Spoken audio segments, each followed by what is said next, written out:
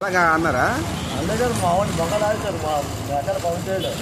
ఆ యాదవని పూజ చేసి ఈ యాదవని పూజ చేశాను అలా సిగ్గిపోయింది. అయితే చర్చిలోకి వెళ్ళినప్పుడు మంచిగా ఉండాలి. దేవుడే మనకి ఎత్తడు ఏదైనా కావాలంటే దేవుడు సహాయం చేస్తాడు. 3 చేపలు రాజగిరి ఆహారాలు 2 పంచాలండి. ముక్కలు అయిపోయిందండి. 3 రొట్టెలు 3 చేపలు అండి. సరిపో 3 సరిపోయిన ఒక ముక్కలు వచ్చి కలిసి ఇచ్చారండి. ఆ అన్నం వండుకుంటే పేదోళ్ళు కలిపి.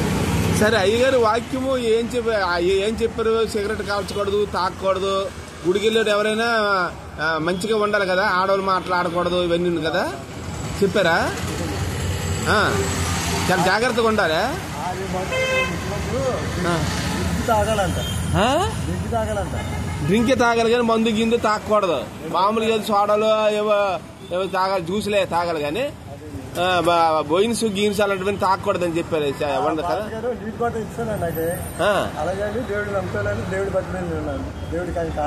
దేవుడే ఆశ్చర్య కార్యాలు చేస్తాడు. దేవుడు నమ్ముకుని నిలబడేది ఉండాలి దేవుడు. అంతేగాని మనం ఇష్టం వచ్చినట్టుగా ఏది కూడా తాగడం ఏగడం చేయకూడదు. అది మానేయాలి. ప్యాకెట్ బల్ల తీసుకుని ఇంట్లో తాగేస్తానండి.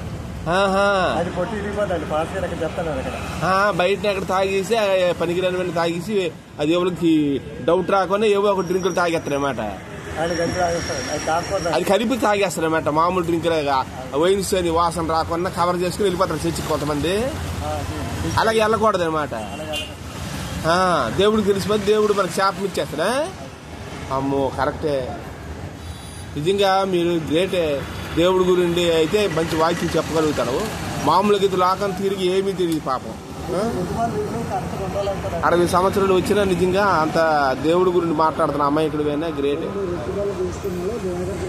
అంటే రొట్టి బల్ల తీసుకున్న వాళ్ళు జాగ్రత్తగా ఉండాలి కదా. ద్రాక్ష రకం తీసుకుని దేవుడు మంచి ఉద్యోగం కూడా ఇచ్చాడు అంత కరెక్ట్ గా ఉంటే.